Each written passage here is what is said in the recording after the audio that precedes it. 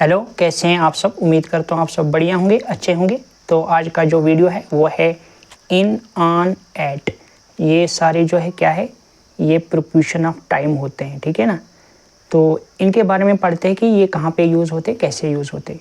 तो इन कहाँ पे यूज़ होता है। इन यूज़ होता है जब हम बात करते हैं जैसे कि इन समर, ठीक है। इन समर सीज़न, जैसे ना कोई मौसम जो होते हैं इनके बारे में इन समर हम यूज़ करते हैं। इन समर, इन विंटर, ठीक है।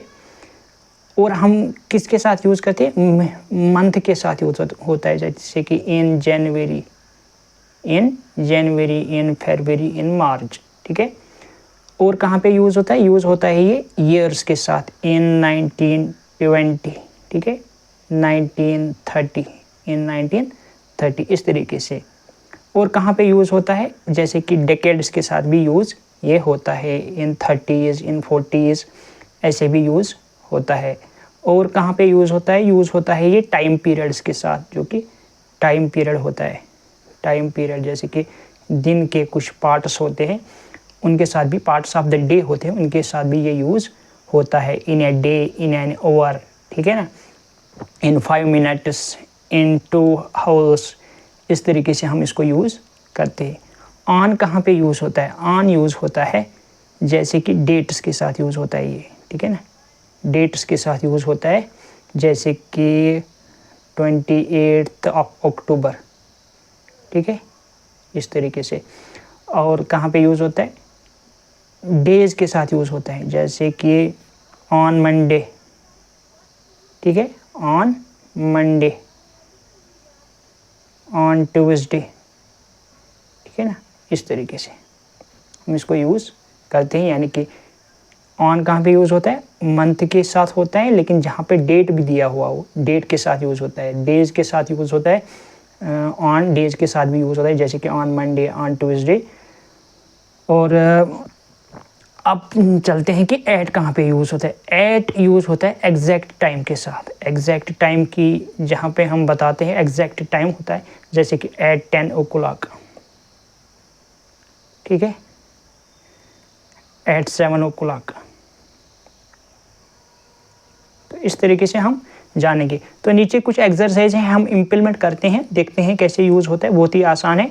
तो आ जाओ एक एक करके इसको उड़ा देते हैं, ठीक है ना। She works dash the evening, evening, ठीक है ना। इवनिंग के साथ क्या होगा, ये क्या है, इवनिंग क्या है, इवनिंग है पार्ट ऑफ द डे, ठीक है ना। दिन का एक पार्ट है, दिन का एक पार्ट है इवनिंग।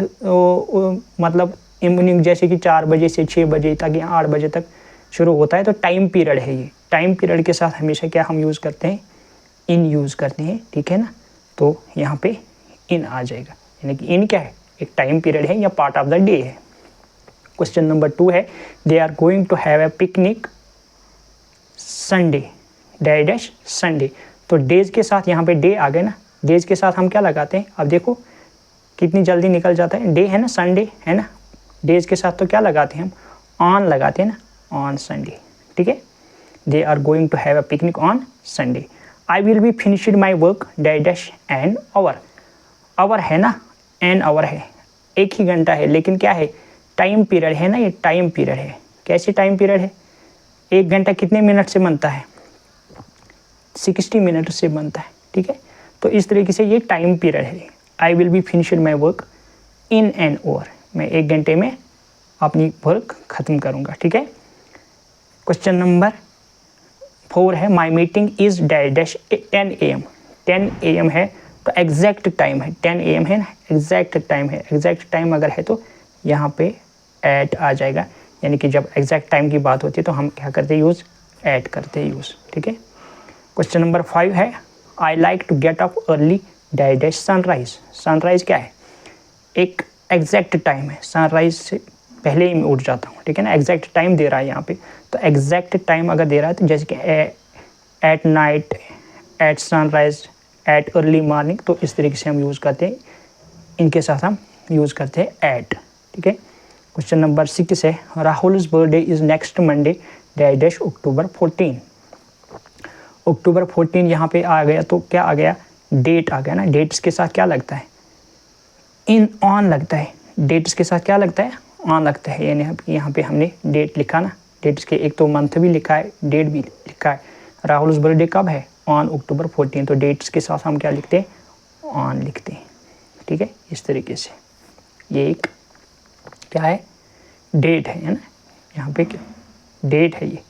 क्वेश्चन नंबर 7 है my father was born dash 1950s। ये क्या है, ये डेकेड है ना, डेकेड है या ईयर है, 1950s में है, बॉर्न हुआ है। तो क्या लगाते हैं हम, डेकेड के साथ या ईयर के साथ हम लगाते हैं इन, तो यहाँ पे इन लगाएंगे। ठीक है, क्वेश्चन नंबर 8 है you should dear dash time, you should dear dash time.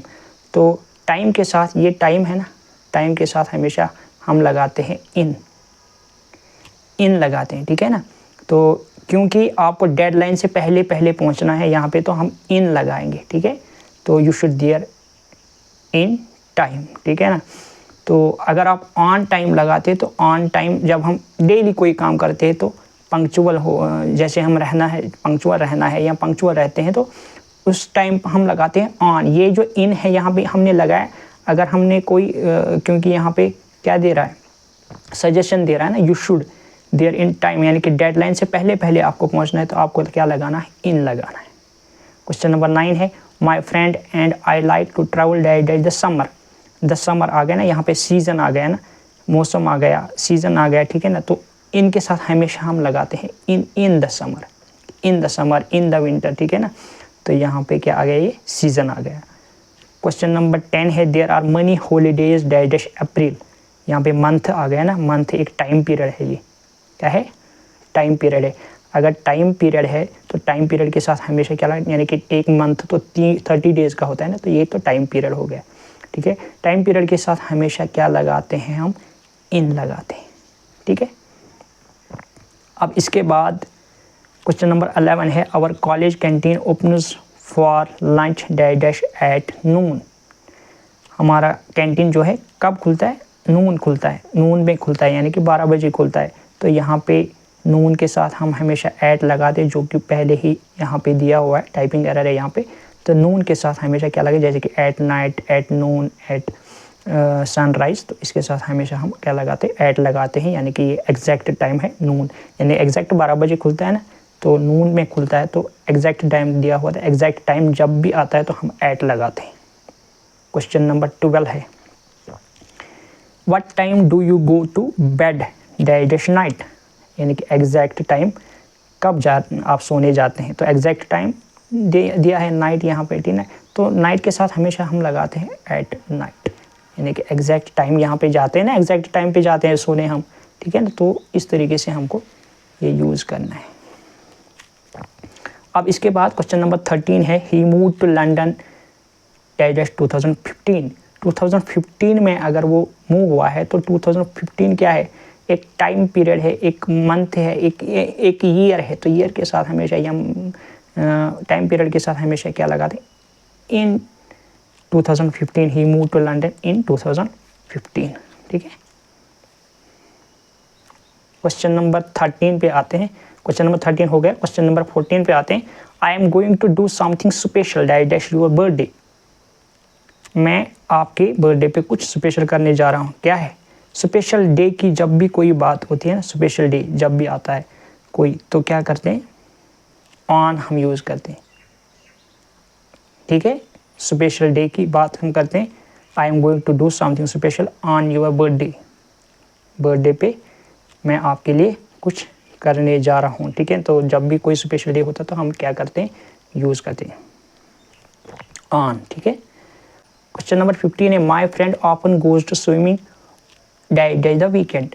Weekend के साथ हमेशा हम ऑन लगाते हैं।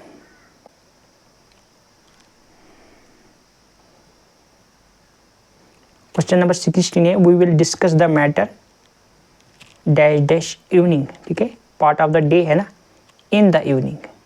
क्वेश्चन नंबर 17 है my heart will be dash my mouth.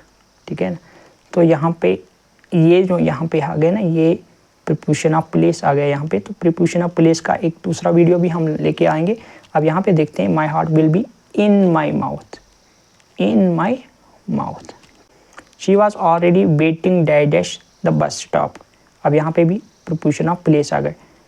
Eight यानी कि स्पेसिफाई किया गया है, एग्जैक्ट पॉइंट है ना, एग्जैक्ट पॉइंट के साथ हमेशा क्या लगाते हैं, एट द बस स्टॉप है ना, at the bus stop. Question number 19 है, I have an appointment dash Monday morning. मेरी अपॉइंटमेंट है, कब है, मंडे मॉर्निंग, ठीक है ना। मंडे के साथ क्या लगाते हैं, यानी कि डेज के साथ क्या लगाते हैं, हमेशा ऑन लगाते हैं।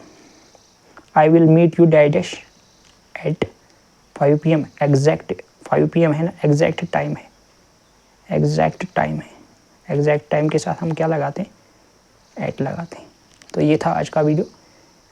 कैसा लगा आपको? अगर आपको अच्छा लगा वीडियो को लाइक कीजिए, अपने दोस्तों के साथ शेयर कीजिए। कहीं पे कोई भी गलती अगर हुई है तो आप मुझे कमेंट सेक्शन में बताएंगे, तो मैं उसको रेक्टिफाई करने की कोशिश करूँगा, ठीक है। तो take care, goodbye, thanks for watching.